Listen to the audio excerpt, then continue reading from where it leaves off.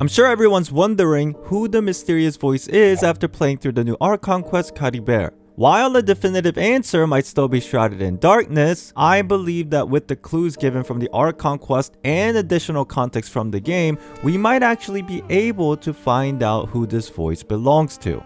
And where else better to start than the voice line itself? Oh dear creature, why do you bow down? For I am no god, I am but a sinner. From this voice line, we can immediately pick out two very important things. First, whoever this is does not view itself as a god or a deity. And second, it classifies itself as a sinner. With that in mind, first, let's tackle what the meaning of sinner actually is. A sinner is a person who transgresses against the divine law by committing a certain action, which is pretty self-explanatory. But the question is, what action does one have to commit in order to be considered a sinner in the world of Genshin Impact? In my personal opinion, it likely has something to do with the forbidden knowledge. So what is the forbidden knowledge? Judging from the fact that divine knowledge was set forth by a god, breaking this law would likely be detrimental to the heavenly principles. And whatever this forbidden knowledge is, it likely has the capability to rival the powers of the gods. Now, if the world of Teyvat today with their 7th element is considered as the light realm, as one of the loading screen tips suggests, that means the opposing force that counteracts this power of light is likely the power of darkness. In a simple explanation, the forbidden knowledge is understanding the existence of this power from beyond, and if you dig too deep into this forbidden knowledge, you would be labeled as a sinner. Now, if we go back to the voice line of the mysterious voice, it's probable that whoever this is likely has tapped into this forbidden knowledge and now has full control over its power of darkness, which not only gives them the ability to fight against the powers of the gods, but it also gives them the potential to break free from their preordained fates and control their own destiny. Which makes a lot of sense because we visually saw this power taking effect during the Archon quest. This suspicious crystal gave out its strange dark aura to its worshippers, and this power eventually returned the consciousness of Caribert. And after witnessing all this, Clothar named it the Loom of Fate, which quite literally means the ability to reweave one's own destiny. Now, with this context of sinner, the power of darkness, and the forbidden knowledge, I began to search for possible candidates that might fit the characteristics of this mysterious voice.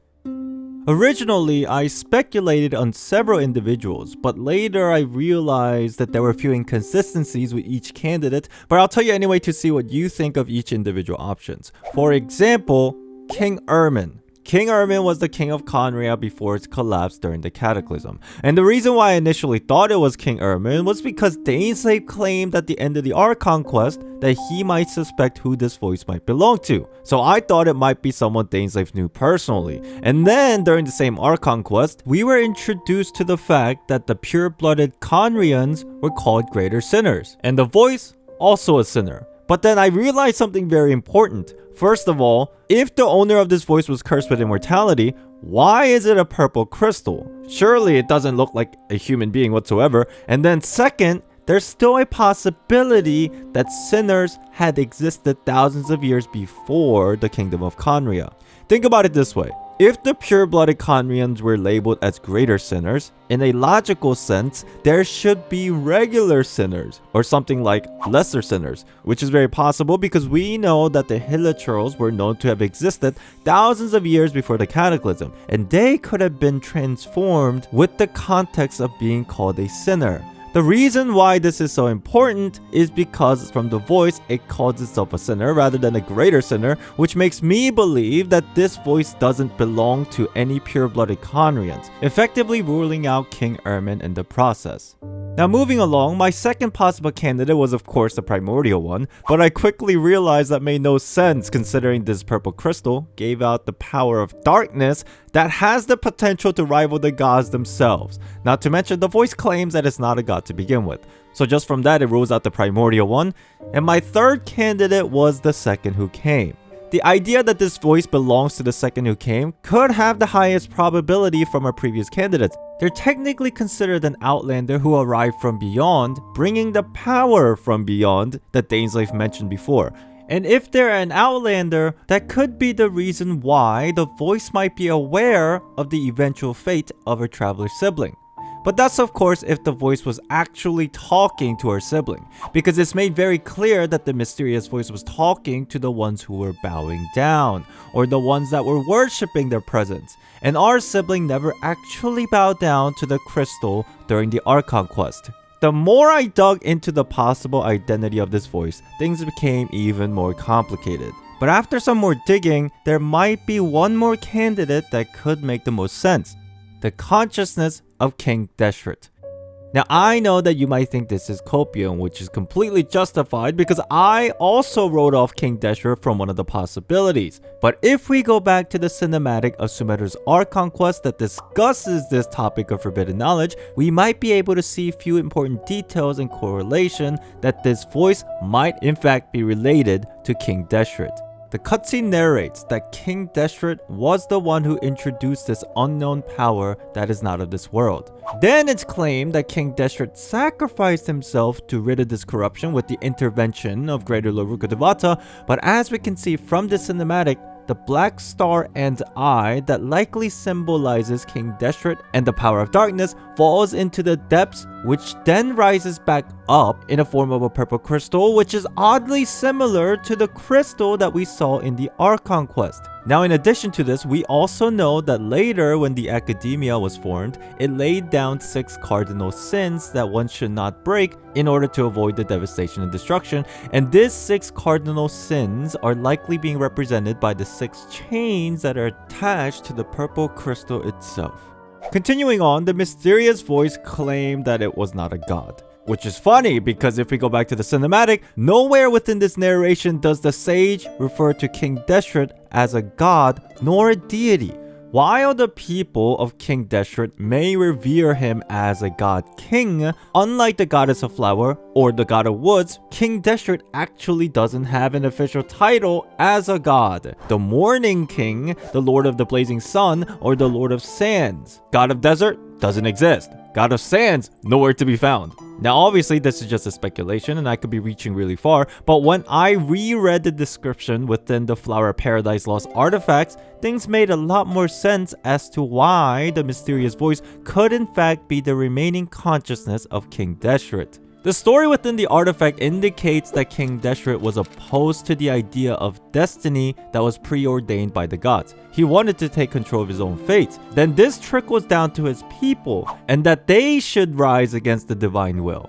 Throughout these artifacts, it really emphasizes that King Deshret had this burning desire to rebel and transgress against the divine, using this knowledge and power from beyond. But what's more suspicious is the fact that King Deshret tells this secret and plan to the Goddess of Flowers. The Goddess of Flowers then decides to help him in his madness while keeping everything secret from Greater Lord Rukkhadevata so she won't be involved in this insanity. And if we recall who the Goddess of Flower really is, she is the descendant of the Seelie race who are well aware of the fallout of their civilization relating to a certain Outlander and likely this dark powers. And again, it's stated in the artifact the Goddess of Flower helped King Deshret by teaching him everything she knows about the skies and the abyss.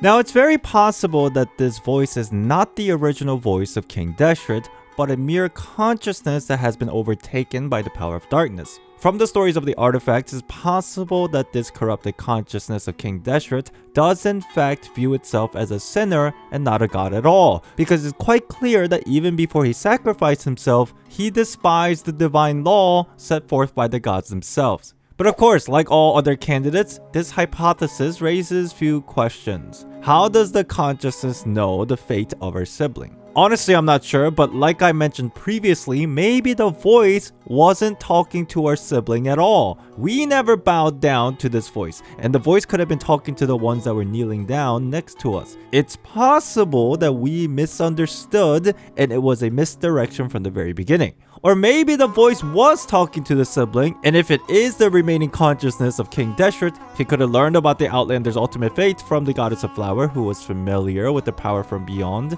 Then there's a situation regarding Dainsleif. How much does he know about King Deshret and his connection to the forbidden knowledge?